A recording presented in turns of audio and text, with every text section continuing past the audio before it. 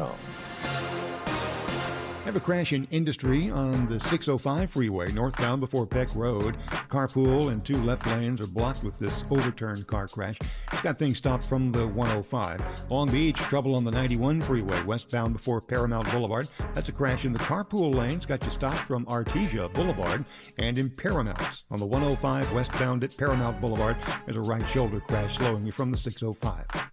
Right now at Lowe's, buy one, get one 50% off on select interior and exterior paints and exterior stains via Lowe's gift card rebate. Lowe's knows home improvement. Valid through 9/6. More terms and restrictions apply. See Lowe's.com/rebates for details. While supplies last. This is the KBLA Sports Minute with Ray Richardson.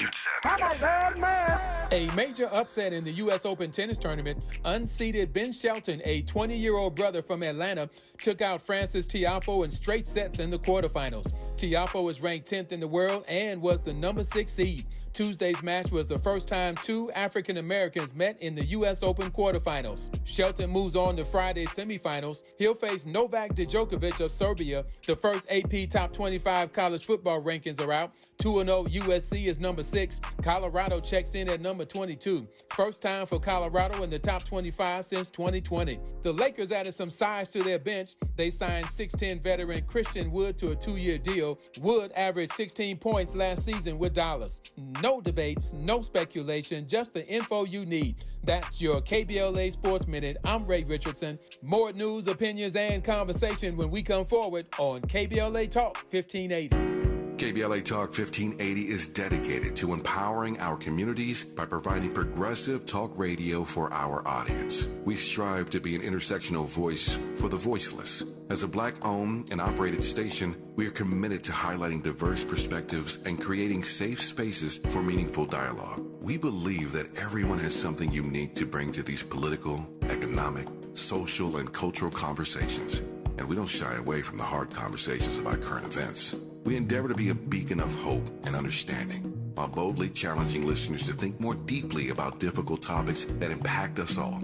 With this in mind, our mission statement at KBLA Talk 1580 is simple: to create an inclusive platform that promotes civil discourse through honest dialogue and encourages personal growth among our listeners, so they can become the active agents of change. Our vision is to establish ourselves as the premier radio network with relevant programming across the beloved community, connecting people through shared experiences and collective power for lasting impact beyond these challenging times.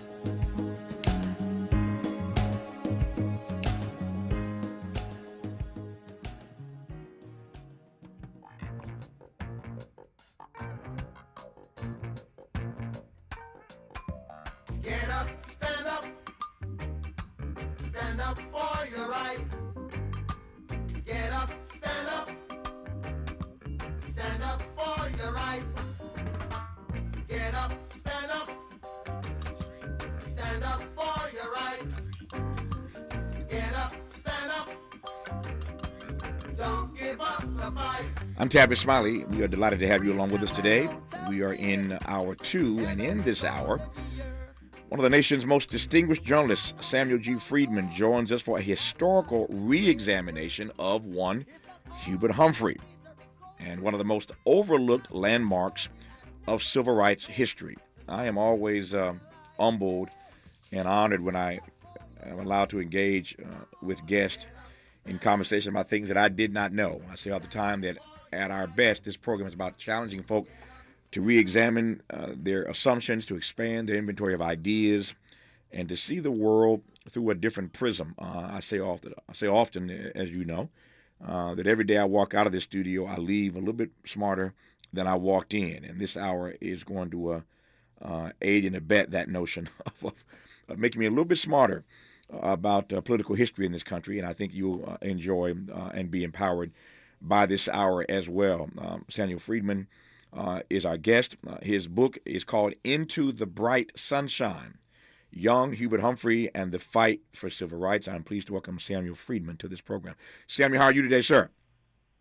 I'm doing well, Tavis, and it's a complete honor to be on your show again, and I always learn something from the time that I spend with you, so it's very reciprocal. You are kind. You are kind. I'm glad we have another hour in our lives to spend some time together hopefully learning from each other. Certainly, I'm going to learn from you in this hour. Let me start with this, and I want the audience to hear the story about a man who history has regarded, frankly, as a loser. I think it's fair to say that Hubert Humphrey has been regarded as a loser by American history, and you bring us a different way into looking at what Hubert Humphrey accomplished, specifically on the issue of civil rights, which is vitally important to my and to this audience. But I want to start with this, a broad question. The New York Times says of your book that it is riveting, a superbly written tale of moral and political courage for present-day readers who find themselves in similarly dark times. A superbly written tale of moral and political courage for present-day readers who find themselves in similarly dark times. I don't know which readers the Times was speaking of, but no matter who they're talking about, we are living in some dark times. So all readers in this society must acknowledge that these are some dark times for our democracy. And I wanted to start with a couple of broad questions about how you read these dark times that we are in, number one. And then I want to probe this notion of what you've learned about moral and political courage. Let's start, though, first with these dark times. Absolutely, Tavis.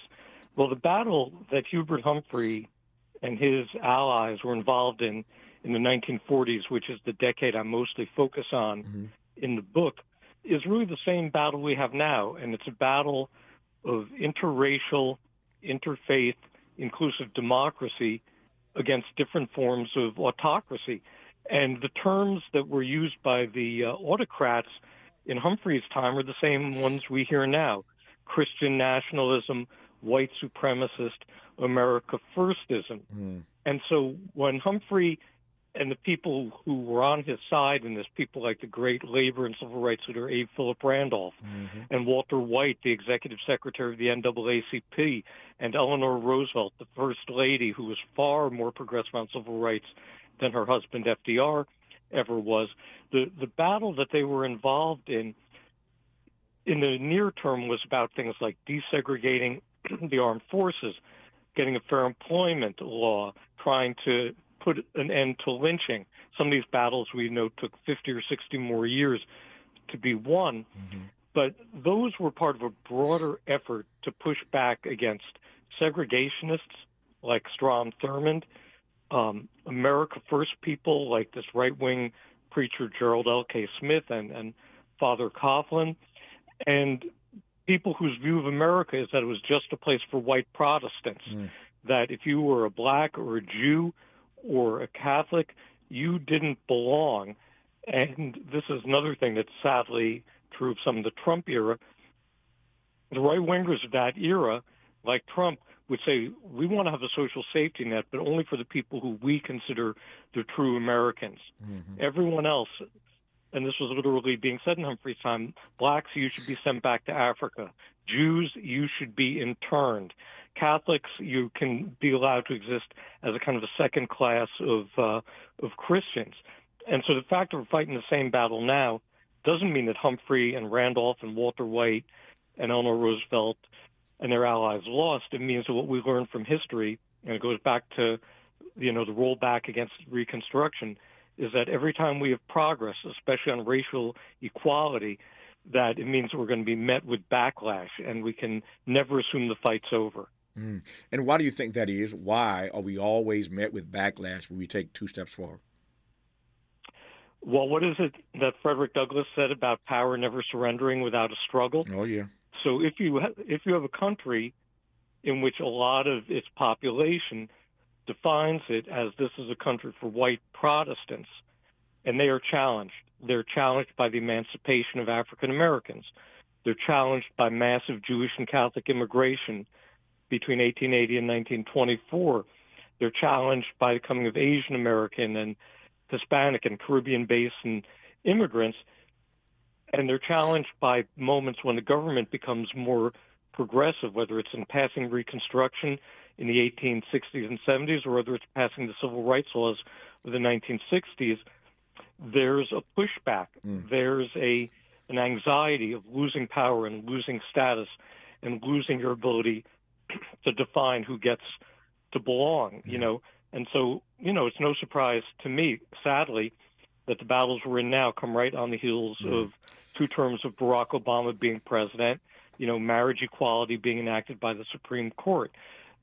These are threats to a certain kind of person. No, it raises fundamental questions. There are a few of them that are running through my head right now. One of them is whether or not, to your earlier point, multiracial democracy is even possible. That's just one of the few things running through my head. We'll get Samuel Freedman's response to that and a great deal more. We're just getting started in this hour, talking about moral and political courage in dark times. You're listening to Tavis Smiley. For all the freedom-loving folk, this is Tavis Smiley. I feel like freedom.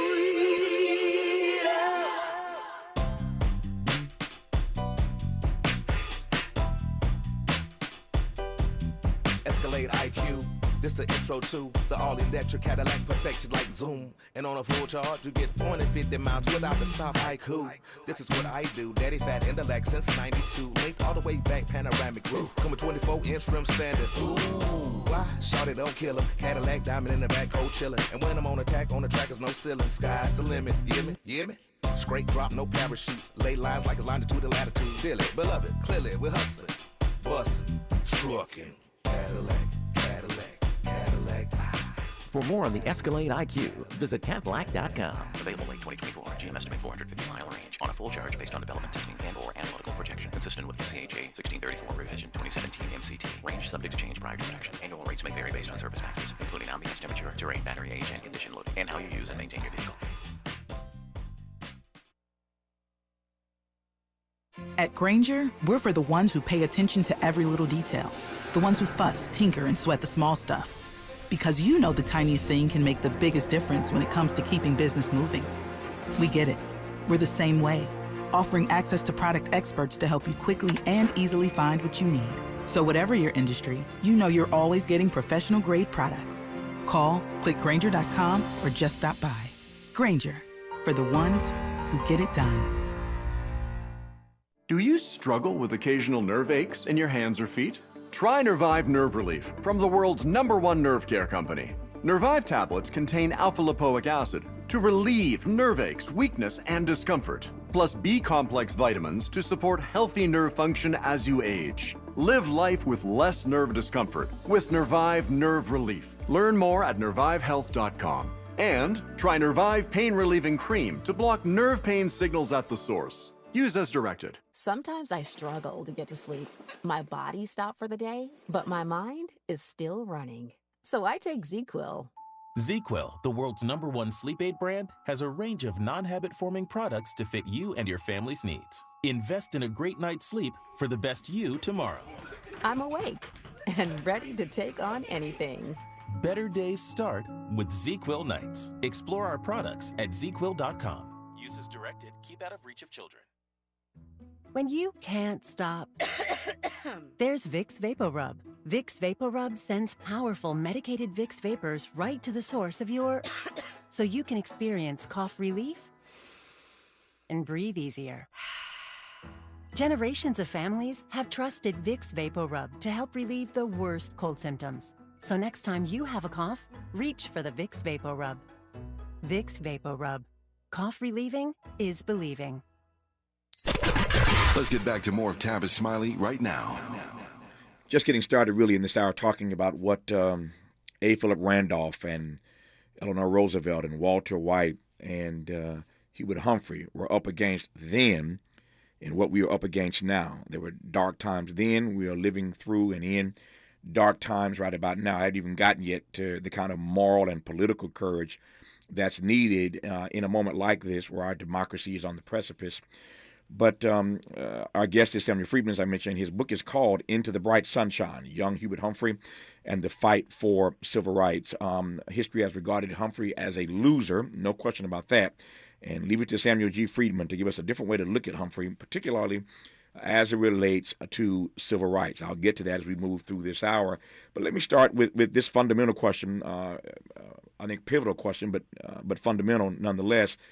Samuel, and that is whether or not, given what you said already, you believe that multiracial democracy is even possible. We now live in the most multicultural, multiracial, multi-ethnic America ever. And one could argue that that very reality, that is the nation that we're living in right now, would suggest that we're doing it. And yet, frankly, I could give you a number of other examples that suggest that we aren't doing it and that we're not doing it well and that we may never do it well. So I ask you, sir, whether or not you believe that multiracial democracy is possible. I think we have to believe it's possible. If we become pessimistic or cynical or hopeless about it, that's what the right-wing extreme wants. They want people like us to be paralyzed by the idea that we can't make progress. But we've had that progress in the very recent past in a coalition that was the Obama coalition that elected him twice and, in some ways reconstituted itself to elect Joe Biden in 2020. And of course, the specter of a true multicultural, interracial, interfaith, coalition being in power in this country is deeply terrifying to, white supremacy. It's deeply terrifying to Christian nationalism. And that's why it's not just that we see, the political side of Trumpism, because it's bigger than Donald Trump. It's the whole Republican Party. It's why you see outlawing teaching black history, outlawing taking an AP class in black history in the state of Florida. The fact that knowledge can be passed along and that great black art could be celebrated, that's an incredible challenge. Or that, books by and about gay people could be in libraries. That's intolerable to people on the other side. And that's why we have to keep pushing, because if we relent, they're not going to stop. They're 24/7. Yeah, but if I were going to argue, you're my friend and brother, so I'm not going to argue on this point. But if I were going to argue on this point, that we have to believe that multiracial democracy is possible, my exhibit A would be what you just put your finger on. Look at the black lash, if you will, or the white lash, if you will, that we got to the election of Barack Obama. Does that not suggest that multiracial democracy may be impossible in this country? Just that factoid alone. I think it means it's going to be severely contested. Yeah. And it means that we have to keep fighting for it. And it also gets to, I think, a really key point, Tavis, and that I think at our best or most optimistic, and maybe we've been too optimistic, there is an idea that you could change the minds of haters. And I think what we're realizing more realistically is that while some individual minds may be changed, what you have to do is have laws and social norms that at least make the haters keep it private or more underground. One of the things I did in my book is I wrote a lot about two of Humphrey's most important friends and allies in Minneapolis when he was mayor there, a black newspaper publisher who I'd love to talk about more later, named Cecil Newman, who's just a magisterial figure in black journalism, and a white anti-defamation lawyer named Sam Shiner. And I went back to Sam Shiner's daughter and Cecil Newman's granddaughter, who still publishes his newspaper to this day. And I asked his granddaughter, Trace Williams Dillard, about her reaction to the murder of George Floyd, which took place like 6 blocks from her office, by the way. And I asked Sam Shiner's daughter, Susan Druskin, what did you think when you were watching the Unite the Right rally in Charlottesville on television? And neither of them said they were surprised. They both said that, their grandfather and father, respectively, had said to them in pretty much the same words, the haters don't go away, they just hide. But what you can hope for is to make the legal and social sanctions against them strong enough that they can't exert themselves and feel like they can literally, run a coup like Tarrio and the Proud Boys did just, within recent memory. And I think that's the best we can hope for. And Humphrey's example and the example of him working with Randolph, I think, is instructive in a couple of ways. One thing is that when my book kind of culminates at the 1948 Democratic Convention, which is when the Democrats fully endorsed civil rights for the first time ever, it's a Mr. Inside, Mr. Outside operation. Humphrey's inside the convention hall getting ready to give this spellbinding speech that's going to get the delegates to endorse civil rights, even though Harry Truman doesn't want it to happen, and even though the Southern Dixiecrats are going to walk out.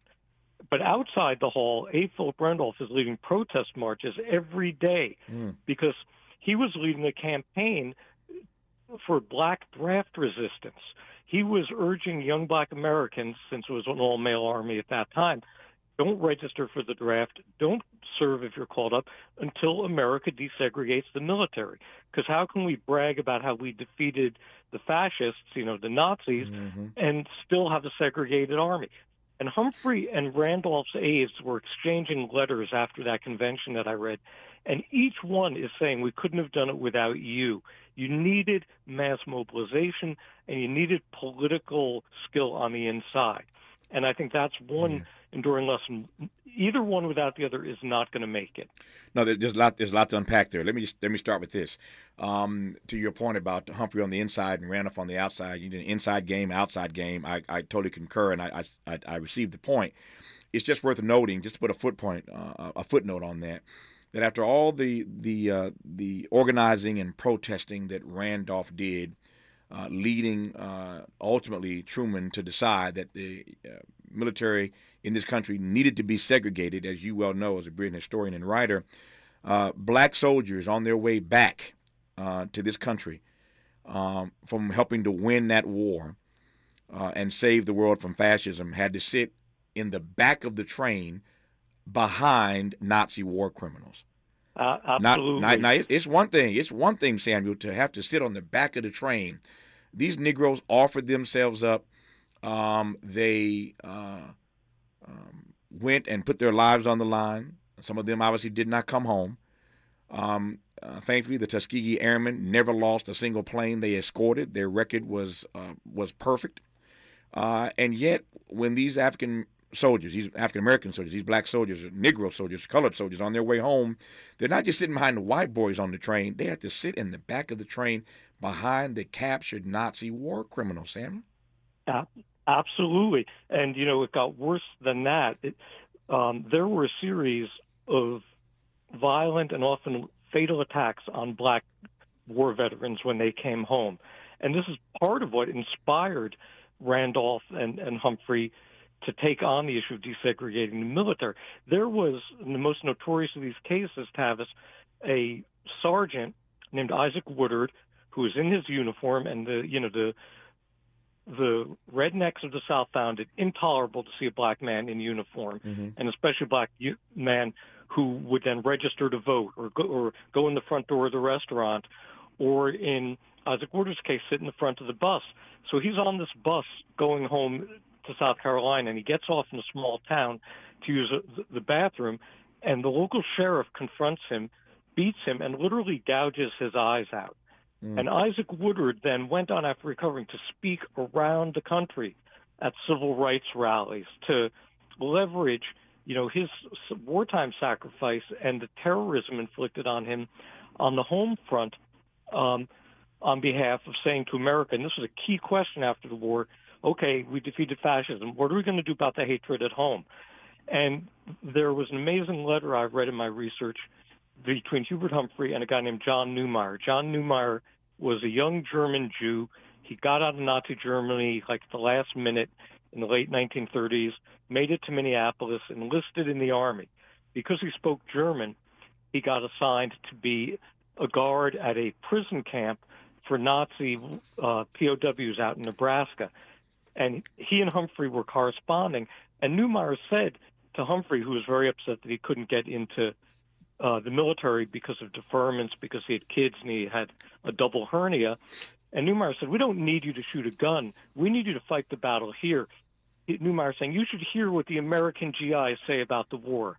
They say that we fought this war because of the blacks. We fought it because of the Jews. We fought it because of the British.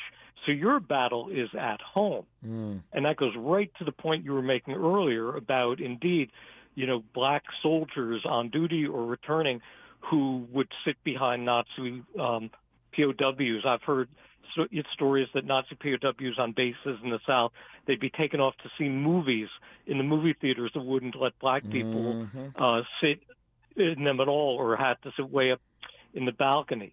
So that revealed so much about the moral gaps in America then. I want to get back to this issue that you raised a moment ago. This is the sweet part of this story. Hubert Humphrey is just 37 years of age when he gives this major speech in July 1948 that really does change the narrative on civil rights in this country. I'll let Samuel Freedman unpack that story for you in a moment. But before I get to that, let me stay with this. We were talking. You were talking. I was talking about again these black soldiers having to sit behind with Nazi war criminals, and to your point, they would take these Nazi war criminals to go see movies out of the prison that black colored folk couldn't get into these theaters, and I was with my friend Cornell West a couple weeks ago. We were in Mississippi for the annual Emmett Till anniversary celebration weekend. So every year in Mississippi, where they of course murdered Emmett Till, Mississippi is the state of my birth. They have a week-long celebration of Emmett Till. Just a young man, of course, when he was murdered, but his legacy is indelible. His imprint is indelible on the history of this country and what came from that. Rosa Parks will tell you if she were here, she was thinking about Emmett Till the day she sat down on that bus. So his legacy and the impact of that legacy is still to be wrestled with even today. But Dr. West very quickly was making this point, and I've been noodling on it and marinating about it. I'll see him in a couple of days for another event, and I'll talk to him about it when I see him. But I've been thinking about something he said the other day. And I think you'll get this, Samuel. He was talking about the fact that what black folk needed then, since we're talking about then and now, dark times then, dark times now, moral and political courage necessary then, moral and political courage necessary now. What black folk needed then and now, Dr. West argues, are not white allies. Everybody talks about white allies. He makes a distinction, he did, between white allies and a white brother being in the band. They're two different things. It's one thing for you to be an ally. It's another thing for Clarence to be in the E Street Band with Bruce Springsteen. Clarence ain't no ally. The brother is in the band. And Dr. West ran through a number of these sort of analogies, as only Cornell West can, making a distinction about being an ally versus being in the band. And as we're having this conversation, I'm thinking about that because, again, in real time, what black folk need now when it comes to civil rights, and we'll get to the Hubert Humphrey story in a moment, are not just white allies, but folk who are willing, Samuel, to be in the band with us, if that makes sense. It makes total sense to me. And, although I use the word ally sometimes to describe Humphrey, in the way Dr. West frames it, he is much more a part of the band. And I'll give you a couple of examples that really speak to that. Number one, very few people know this. When Hubert Humphrey was, as mayor of Minneapolis, taking on the rampant racism and anti-Semitism in town and pushing through laws on fair housing and fair employment, he was almost assassinated by a neo-Nazi for that reason. He came home from, his mayoral business one night in early 1947, and as he was fumbling for his door keys, 3 bullets whizzed by him. And the person who almost certainly did that shooting was a follower of a right-wing racist group in Georgia called the Colombians that were later involved, by the way, in anti-civil rights bombings in Georgia. And he was in contact with them, had their material, had knives and guns in his possession when the police arrested him. Humphrey almost paid with his life. And after that happened, he didn't back down. He kept on pushing. He wasn't dissuaded, even by almost being killed for it. And to fast forward, right after his civil rights speech in 1948 and this remarkable vote by the delegates to endorse civil rights for the first time, he gets a telegram from Cecil Newman, the newspaper publisher I mentioned before, congratulating him. When Humphrey writes back to Cecil Newman, he says, "This wasn't my victory, this was our victory. People like you have been fighting this battle all along. You made this possible." So Humphrey understood who he was standing with. He wasn't doing for, he was doing with. Yeah, I love that. When we come forward, we've made references to it now 2 or 3 times, but I want you to hear more detail about how Hubert Humphrey, at just 37 years of age, convinces the Democratic Party in July 1948 at the convention in Philadelphia.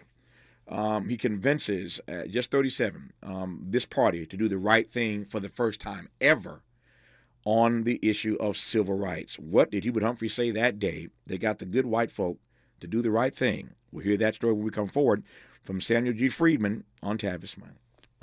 From Leimert Park with love, this is Tavis Smiley.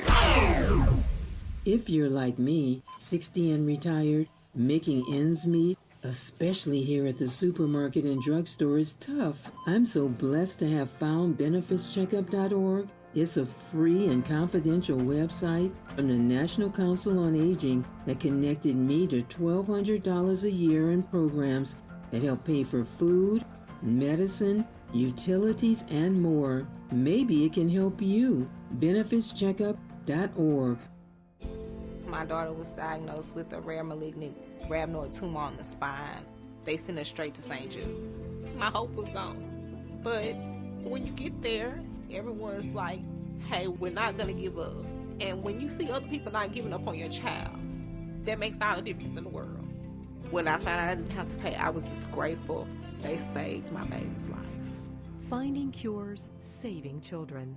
Learn more at stjude.org. I'm Mike Moore. Here's the latest from the Black Information Network. A member of the Tennessee Three is running for Senate. Tennessee State Representative Gloria Johnson announced she's launching a bid to unseat Republican Senator Marsha Blackburn in 2024. Johnson, a Democrat, gained national attention after she joined African-American state representatives Justin Pearson and Justin Jones to protest gun violence on the floor of the Tennessee State House. Narcan will be available over the counter starting this week at major retailers including Walmart, CVS, Walgreens, and Rite Aid. The nasal spray can be used to help people suffering from an opioid overdose and requires no training to use. A box contains 2 doses and sells for $45. CVS is a proud founding partner of the Black Information Network. And that's the latest. I'm Mike Moore from your 24/7 news source, the Black Information Network and BINnews.com. Starting off in West LA, where we have a wreck working on the 405 South at Santa Monica Boulevard and debris in the roadway, everything moving off to the right shoulder there. Traffic is slow on that drive from Sherman Way down to Getty Center. 101 South is slow from Tampa Avenue over to the 405. In Inglewood, 405 northbound at Howard Hughes Parkway, a wreck clearing to the right. Traffic stays slow up to the Santa Monica Freeway.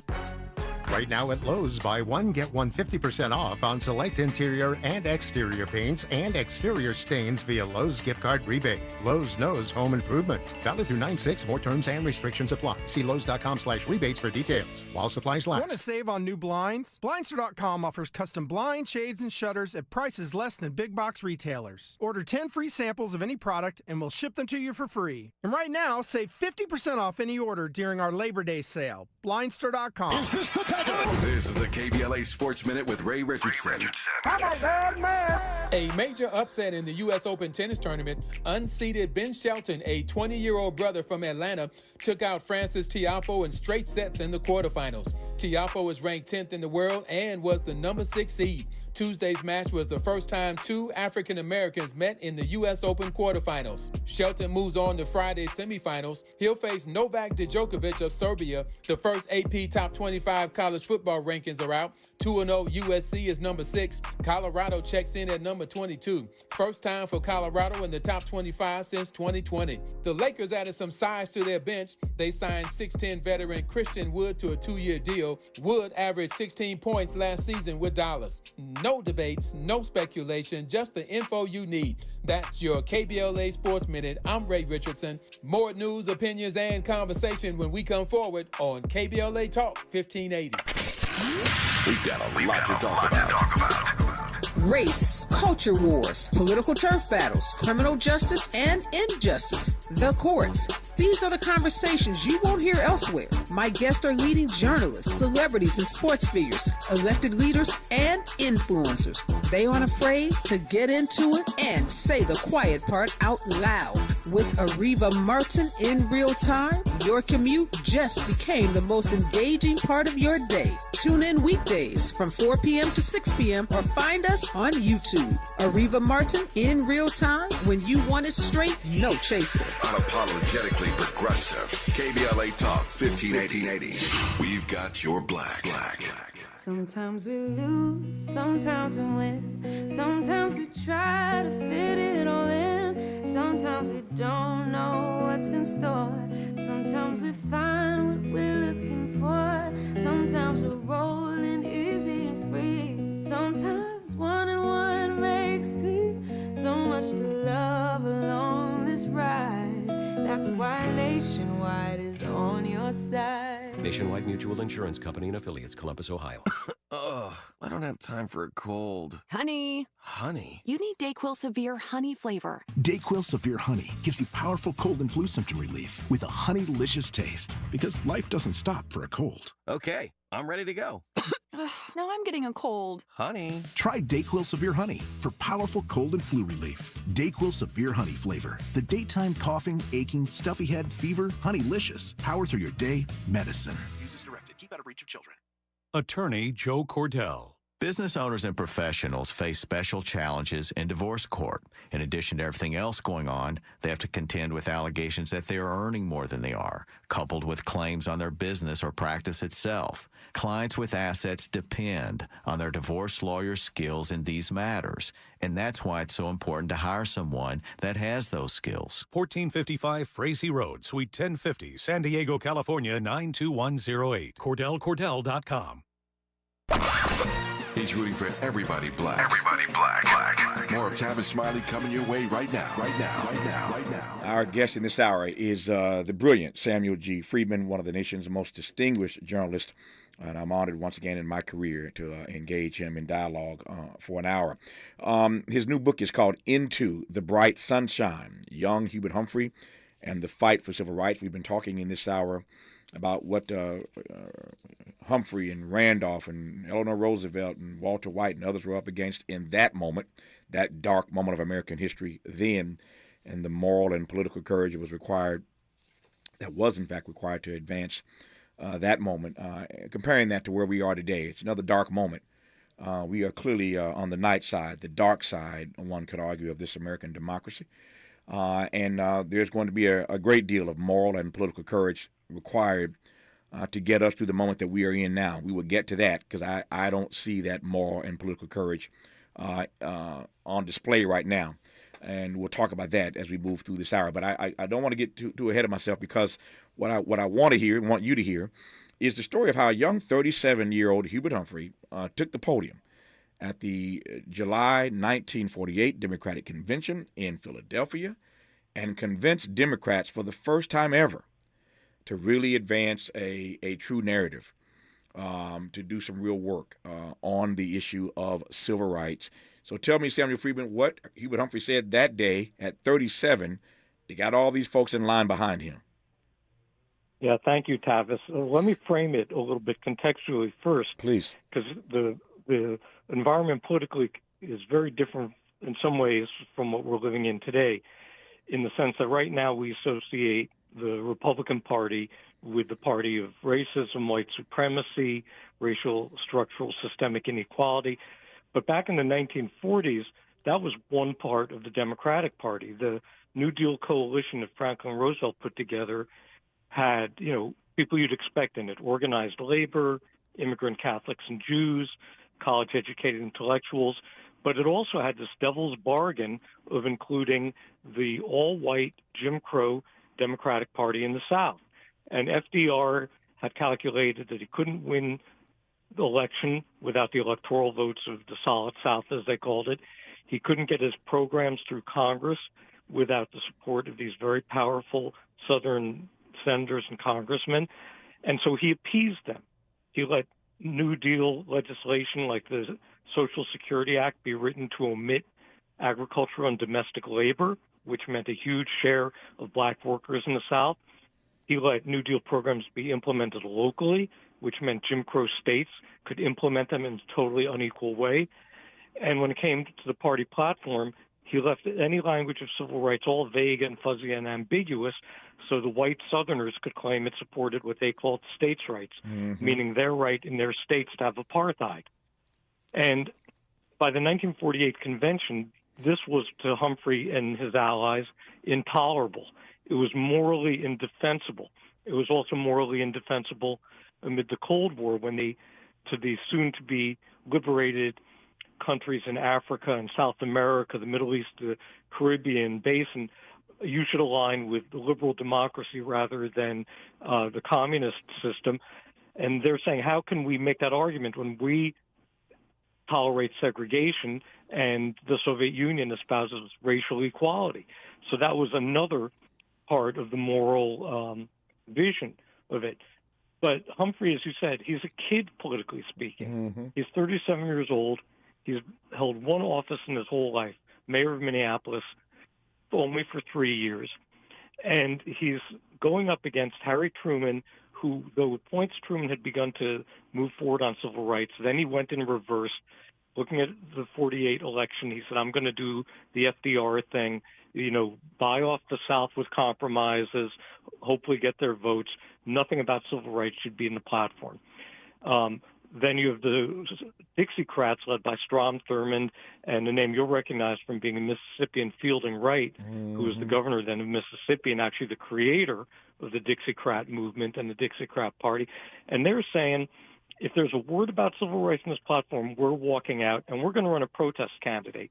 And the point of that, and oh man, Tavis, this is like the past is the present.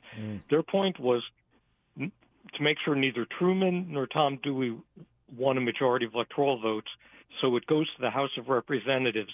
And who's sitting in the pivotal position? All the white Southerners. They're going to get to choose the next president.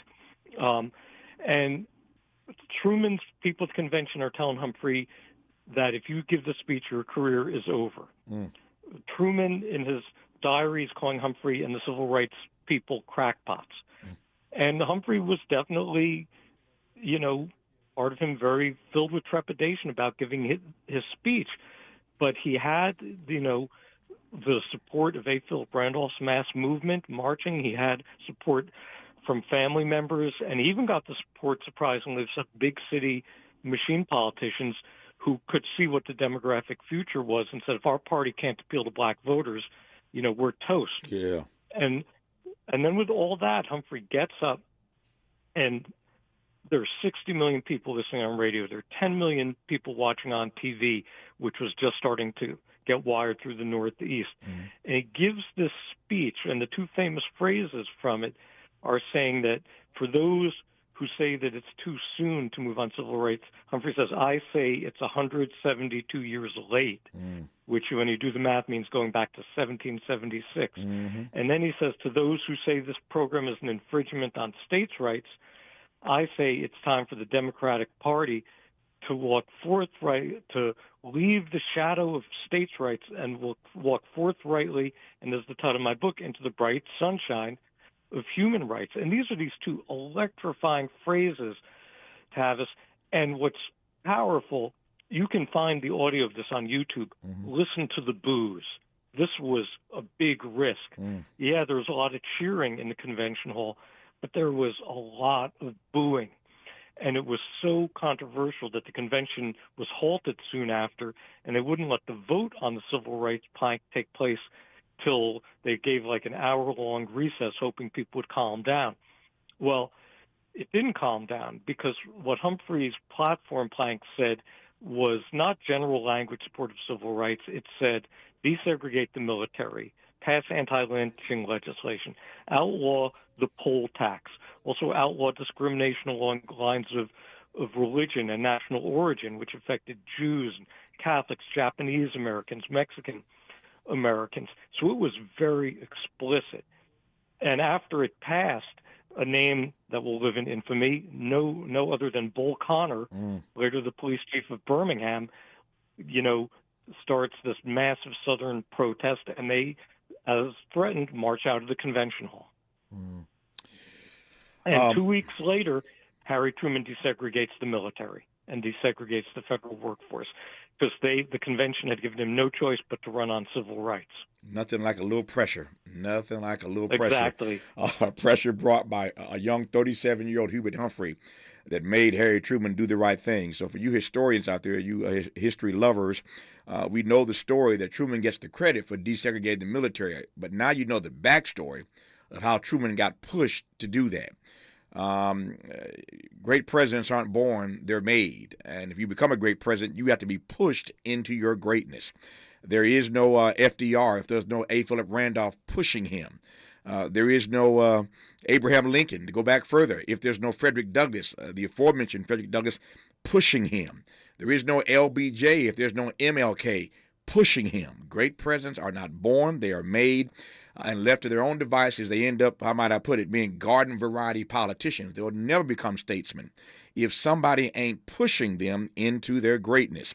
And so you know the story of Truman desegregating the military, but now you know how he got there.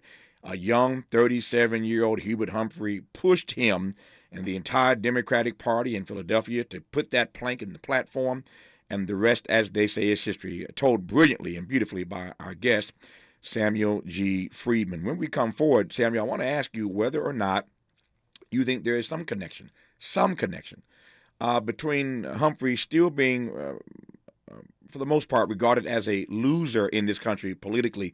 Is there a connection between that loser label and the fact that his greatest achievement, one of his greatest achievements, was advancing the notion of civil and human rights? I think you take my point. That's a loser agenda, right? So you get regarded as a loser. Never mind the fact that you're the one that pushed the Democratic Party to finally take seriously the issue of civil rights. And but for this book, that history really has not been known heretofore. We'll talk about it more when we come forward on Tavis Smiley. Unapologetically progressive. Unapologetically black. You're tapped into Tavis Smiley. What is dedication? My biggest fear in the middle of my addiction was that my kids wouldn't have a father. And I started thinking, you know what? This isn't my story. I definitely had to become a better man to be a better father. It's important to me that my kids are empowered and truly believe that if they can think it, they can do it. That's dedication. Visit fatherhood.gov to hear more. Brought to you by the U.S. Department of Health and Human Services and the Ad Council. Joey from Vermont, a farmer trying to get through the winter. Adriana from South Carolina, a single mother living paycheck to paycheck. Liam from Ohio, an injured father struggling to provide for his family. Hi, I'm Shanola Hampton, and I support the Feeding America network of food banks because they help provide over 6 billion meals to people in need each year. Learn more at feedingamerica.org. For all of us, this generation and the next, there is simply no place in our lives for litter. And yet, it's everywhere we look. And unfortunately, it does belong to all of us. So, let's come together and create a litter-free, clean California, once and for all. Remember to properly dispose of your trash and recycling. Secure truckloads with tarps to keep debris from flying out. Clean out your car when you're at a gas station. Take pride in your community by organizing a cleanup event. Or join a cleanup event near you. Zero litter is the goal. Join us at cleanca.com. That's cleanca.com. Let's do it together. Brought to you by Caltrans. cleanca.com. Ugh, I don't have time for a cold. Honey. Honey? You need DayQuil Severe Honey flavor. DayQuil Severe Honey gives you powerful cold and flu symptom relief with a honey-licious taste. Because life doesn't stop for a cold. Okay, I'm ready to go. Now I'm getting a cold. Honey. Try DayQuil Severe Honey for powerful cold and flu relief. DayQuil Severe Honey flavor. The daytime coughing, aching, stuffy head, fever, honey-licious. Power through your day, medicine. Use as directed. Keep out of reach of children. Gain presents a tale of longing and long-lasting scent. Dear love of my life, we were on the 12B bus when I caught a whiff. A scent so fresh, so life-changing, I had to find its source. I didn't know if you were the woman in the pink freshly washed cardigan or the retired mailman next to me, but I knew one of you was my soulmate. Ah, the scent of Gain Flings. Add Gain scent beads for an even longer lasting scent. More honesty than you can handle. More empowerment than you can imagine. You're tuned in to Tavis Smiley. Samuel G. Freedman, American history historians have long put the loser label on Hubert Humphrey. Here you come now with this story of what Humphrey did courageously to push the Democratic Party, to push that Democratic convention in Philadelphia back in 1948 to do the right thing on civil rights. My question is whether or not that loser label has anything to do with the fact that one of his greatest accomplishments was, in fact, on the issue of civil and human rights. I think it definitely is part of that. Look, I have to say, Tavis, part of the hit Humphrey took to his reputation is deserved. He came out in favor of the Vietnam War for a long time, and that was a mistake. He later owned up to it. He received the Democratic nomination for convention in 1968 amid the police riot against journalists and anti-war protesters at the Chicago Convention. And then, he ran for the Democratic nomination in 72 against George McGovern, who was the peace candidate, and also Shirley Chisholm. Humphrey looked like the old, tired old establishment. So to some extent, the critical, disparaging view of him is valid as far as it goes. But I think that what he accomplished in the 40s, and a lot of what the civil rights movement of the 40s was all about, including people like Randolph and White, has been ignored or forgotten. Yeah. We often think that the movement begins with Rosa Parks and Dr. King and the Montgomery bus boycott and Brown versus Board of Ed, and, moving forward valiantly, heroically through the lunch counter sit-ins and the freedom rides and the civil rights legislation that LBJ and Humphrey and MLK pushed through. But in the 40s, there was an incredible amount of activity that set the table for all of it. Yeah. And Humphrey has been forgotten for his role in that. And I think so largely have Walter White and A. Philip Randolph. They also don't get their props. You know their story. Your listeners know their story. But if you go to a typical American who thinks they know something about civil rights and you ask, who was A. Philip Randolph, who was Walter White, a lot of people are going to come up blank. Parenthetically, it's one of the reasons I'm excited about this film about Bayard Rustin coming out. Yeah. Because it, can help to fill some of those gaps. No, we had a great talk about Bayard Rustin last week, I guess, on the 60th anniversary of the March on Washington. I started our program that day wanting our audience to be more empowered and more knowledgeable about the grand contributions of Bayard Rustin. We started our program all 3 hours that day dedicated to the history of that march 60 years ago. But we started in dialogue about the work and witness of one Bayard Rustin. When we come forward, since you went there, I will follow you in right quick with the few moments I have left. Dr. King was right about the war in Vietnam, and he paid a heavy price for it. I wrote a book called Death of a King about the last year of his life and the hell that he caught, in part for coming out to give that Beyond Vietnam speech. And so the end of his life was not as it was back in '63 at the March on Washington. But I'm curious as to how Dr. King was so right about that, and everybody else, including Humphrey, was so wrong. Samuel Freedman is our guest right now on Tavis Smiley. This is getting good. Yeah, man. Tavis Smiley continues when we come forward.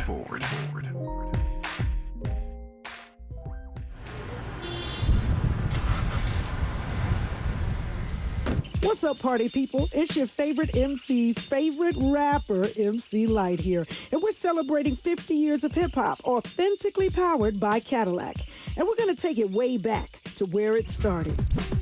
It was only fitting that hip-hop began with teenagers at a back-to-school jam in the rec room of a South Bronx apartment complex by an 18-year-old brother.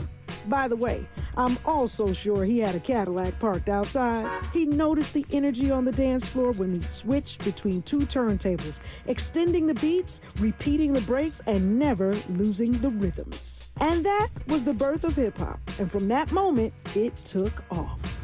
For more on how Cadillac is celebrating hip-hop's 50th, visit Cadillac.com/audacity. Mr. Clean, Mr. Clean. Of course I use Mr. Clean Magic Eraser to clean tough messes off my stovetop and bathtub. But then I discovered I can also use it to easily clean my patio furniture and even my shoes. I'm hooked. And when wipes won't cut it, I use Magic Eraser Sheets. They're thin and flexible erasers, perfect for everyday messes, like gunk on my counters and sinks. They really are magical. The reviews are in. Mr. Clean Magic Eraser and Sheets make cleaning look easy. Some people won't give you the real talk on drugs, but it's time we know the facts. Fentanyl is killing people. It's a powerful opioid, often made illegally and commonly mixed with illicit drugs. It can even be pressed into counterfeit pills that resemble prescription medications. Just 2 milligrams, about the size of a few grains of sand, can potentially be lethal.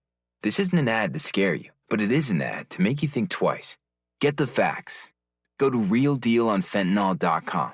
This message is brought to you by the Ad Council. My ride smells just right, just right, just right, just right. Y'all gotta try that Febreze car. Just right, just right, just right. Yeah. La la la la la. With up to 40 days of consistency, all over Febreze car clips right on your vent. You know my car's my happy place. Keep that smile on my face when it smells just right, just right, just right. Yeah. Breathe happy Febreze. Helping to make you the most knowledgeable person in your circle of friends. This is Tavis Smiley. There are a number of things, Samuel Freedman, that Dr. King was fond of saying that come to mind immediately, not the least of which is that there is some good in the best of us, some good, rather, in the worst of us, some good in the worst of us, and some evil in the best of us. Mm-hmm. And King was clear that he did not have a monopoly on the truth. There is the truth, and there is the way to the truth. And you got to be humble enough to know that there are others who are working their way to the truth, and you can't be arrogant with the truth that you know, even as you're obligated to say what you see, to share the truth with the public that you know at any given time. So King had a humility about him when it came to the truth, and others being given the time to make their way to the truth. That said, he held no prisoners when it came to his critique, as you know, of LBJ and the war in Vietnam. My question right quick, we've only got 3 or 4 minutes left in this conversation. I want to do 2 or 3 things in that time. Number one, how did Dr. King get that so right? And LBJ and McNamara and Humphrey and others get it so wrong. It's the worst part of American history. I agree about them getting it wrong. And Dr. King, in his brilliant radicalism, which I use as a word of praise, getting it right. Sure. I think as Dr. King saw that there were efforts around the world to decolonize, for countries to liberate themselves from the former empires, national liberation movements. And I think he understood that what was going on in Vietnam was part of that. And the alternate view, which proved to be a very flawed view, which Humphrey and LBJ and McNamara and others held, was this idea of the Cold War, that everything that's happening in the world, whether it's in Vietnam or Nigeria or Guatemala, you name it, is a gigantic chessboard on which it's the U.S. versus the Soviet Union. And, and you have to fight against or use proxies to fight against anyone perceived to be a Soviet ally. And that turned out to be a really damaging, blinkered view of the world. Sure. And Dr. King's view has been ratified by history. Yeah. So Hubert Humphrey, 2 minutes I have left here. Hubert Humphrey was wrong, very wrong in 1968, but morally and politically courageous in 1948. He was obviously going in the wrong direction. he was morally. Well, he always kept his views on racial justice. Yeah. Though. And he did do that. And one of the last things he did in Congress when he was back in the Senate in the 70s was try to push through a full employment bill. So even after Vietnam, he held true to the North Star of his best ideals. So in these last 60 seconds, tell me what the takeaway is from Hubert Humphrey when it comes to having moral and political courage in dark times like these. The takeaway, Tavis, in Into the Bright Sunshine, is here's someone who gave up his white privilege to work, as you said, in the band with black Americans. He was a white guy from the tiniest little white place out in eastern South Dakota who had barely been around black people in his life till he went to grad school for a year at LSU, which blew his mind and opened his eyes. And he could have coasted along on being part of the white Protestant majority, especially in a place like Minnesota. And instead, he put his life literally at risk to work with blacks, to work with Jews, to work with progressives. And, that's a life. Yeah. He is one of the best in our profession, one of the nation's most distinguished journalists, always honored and humbled to be in dialogue with Samuel G. Freedman. His book is called Into the Bright Sunshine, Young Hubert Humphrey and the Fight for Civil Rights. Samuel, thank you for the text. Thank you for the conversation. I appreciate you, sir. All the best to you, my friend.